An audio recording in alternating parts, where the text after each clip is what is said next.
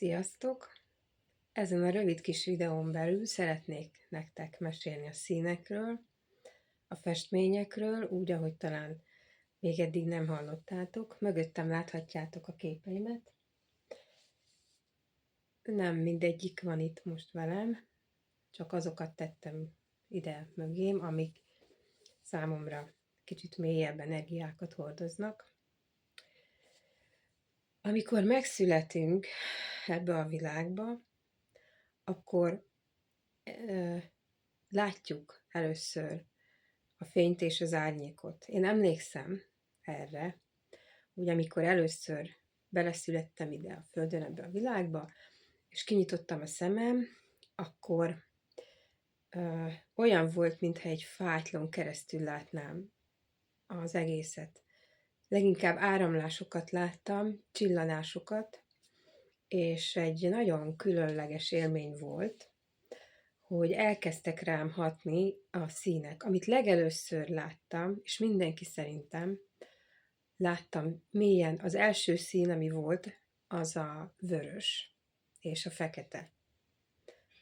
A vörösnek volt egy olyan nagyon rám ható varázsa, ami olyan volt, mint amikor azt mondja, hogy élj, akarj, létezz.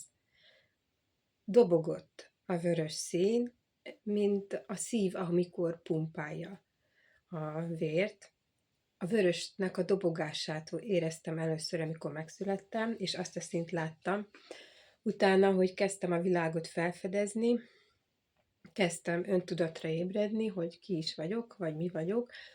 Ez egy lassú folyamat az embernél, de vagyunk páran, akik emlékezünk erre, és az én emlékeim eléggé régre vissza tudnak menni, mert a színeket nem úgy láttam, ahogy később kezdtem látni, és azért kezdtem később máshogy látni, mert elhittem, megéltem, és átvettem a világnak azt a magyarázatát, hogy anyag vagyok, és hogy én vagyok. Na most onnantól kezdve, hogy elhatárolódtam, hogy lettem én, meg lettem mások, meg lett a világ, onnantól kezdve váltak külön a színek is bennem. Előtte nem ilyen élmény van, és ezért van az, hogy a kisgyerekek annyira fogékonyak a színekre, mert ők a világot önmagukhoz képest nem különállónak érzékelik, hanem egységnek.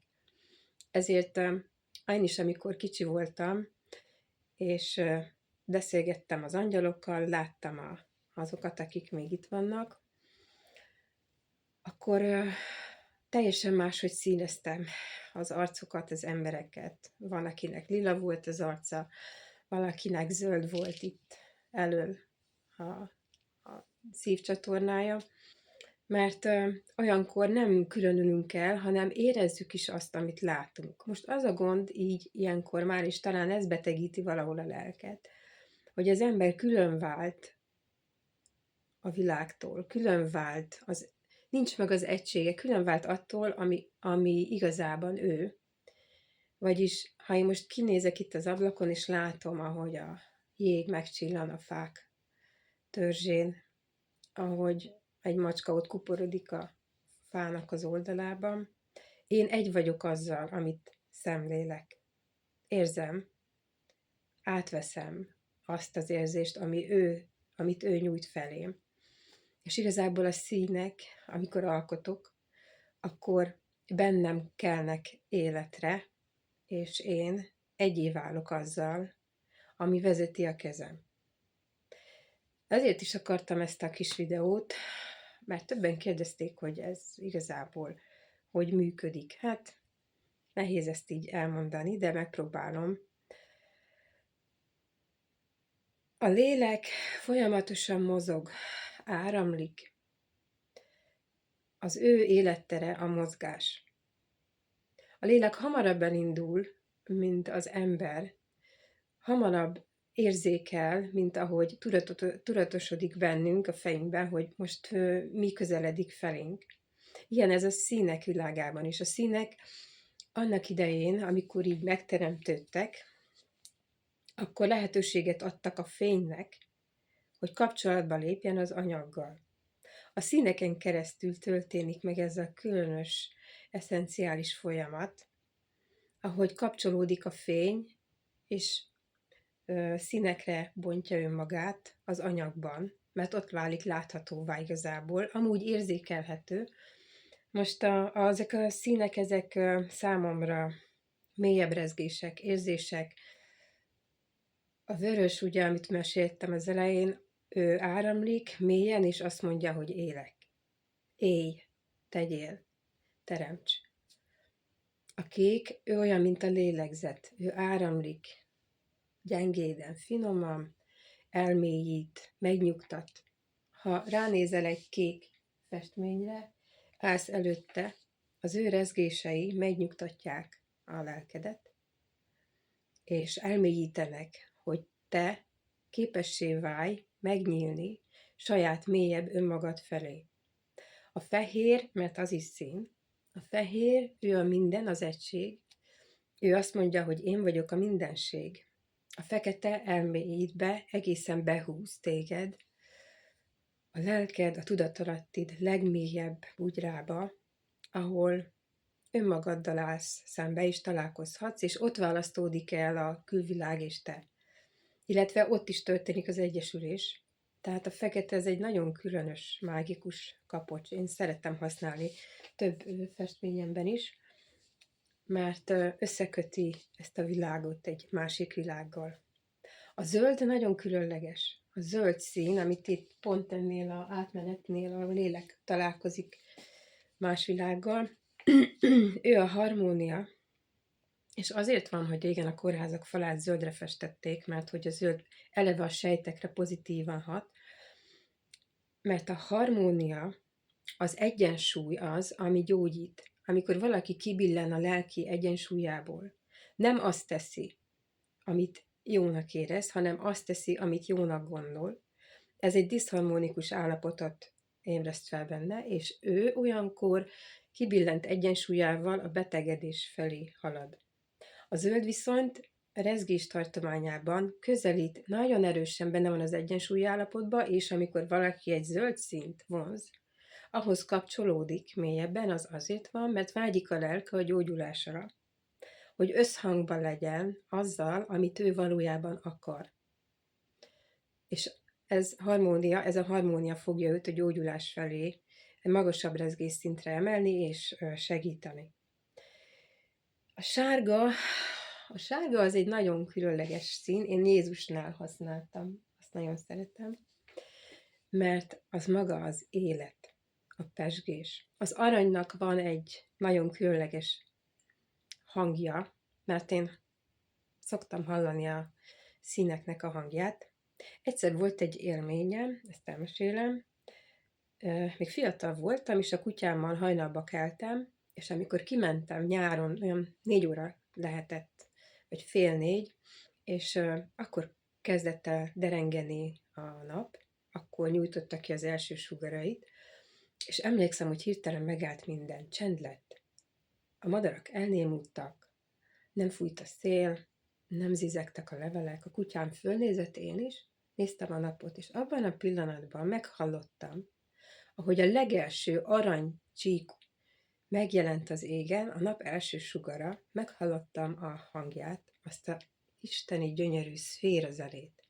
Nem tudom leírni szavakkal, itt a földön gyönyörű szimfóniákat írtak, de az a zene, az égi zene volt. Tehát az, ahogy a nap akkor ott vibrált és megjelent, az az arany árnyalat, az olyan hihetetlen, gyönyörű színben dalolt, és éreztem, hogy hallják a madarak. Azért állnak, hallják a növények, minden. Egy pillanatra olyan síkban volt a tudatom, ahol mindenki erre az arany rezgésre rezonált, és egy voltunk, mi ott mindannyian. Ez egy olyan különleges élményem volt, azóta se jött össze. Próbáltam már, hogy hát ha megint meghallom, akkor kaptam ezt az ajándékot, azóta is őrzöm itt bent magamban. Mi történik akkor, amikor az ember kapcsolódik egy festménnyel? Hát ez egy nagyon különleges folyamat.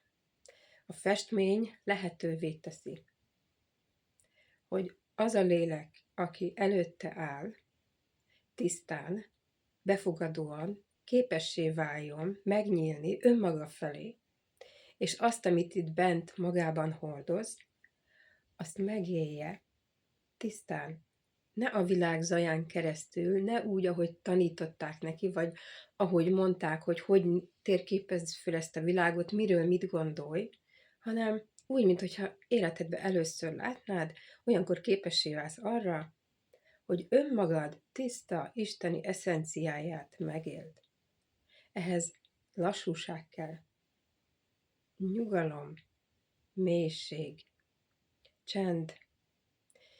És ilyenkor, amikor lelassulsz, és engeded, hogy megnyílj önmagadnak, igazán úgy, mint amikor megszülettél, mint amikor még kisgyerek voltál, akkor történik valami, mert a festmény nem kívül lesz tőled, nem te leszel és a festmény, hanem egyek lesztek. És ez az egyesülés, ez a lelki összefonódás az az állapot. Én úgy hívom, hogy egy isteni kapcsolódás, ami képessé tesz téged arra, hogy úgy éld meg önmagad, aminek születtél, amiért te születtél, a lélek feladatodért, mert azt te érezni fogod. Senki nem fogja neked megmondani, hogy miért vagy itt, mert nincs joga, nem teheti.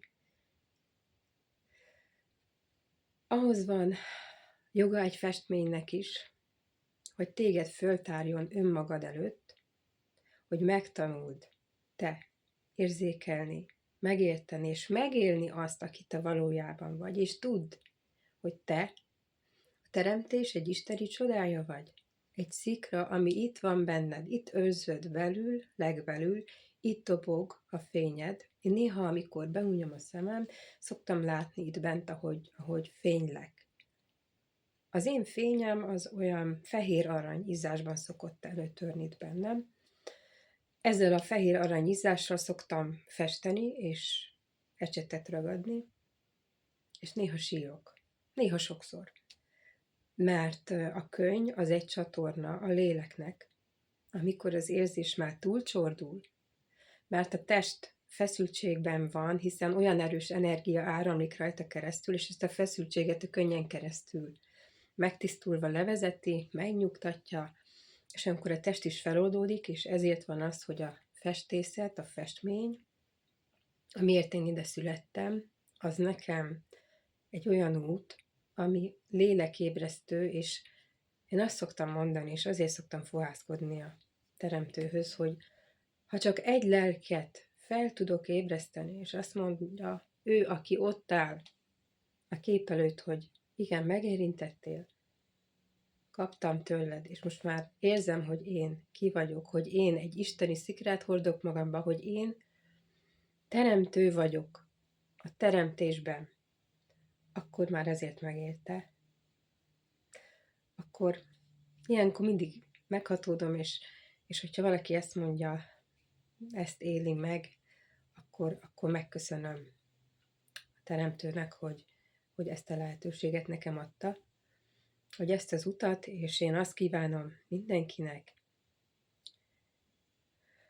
hogy engedd meg magadnak, hogy összeérj a lelkeddel, hogy érezd, mert ha a lélek felébred benned, az az isteni szikra, ami benned van, fénylik és lángol, akkor te érzel, akkor te élő vagy, és te teremtesz, és szeretsz. Mert a teremtő erő legmagasabb foka, amivel világokat, univerzumokat, mindenséget lehet teremteni, az a szeretet. Anélkül csak elpusztítani lehet azt, ami létrejött, és itt a világban látható.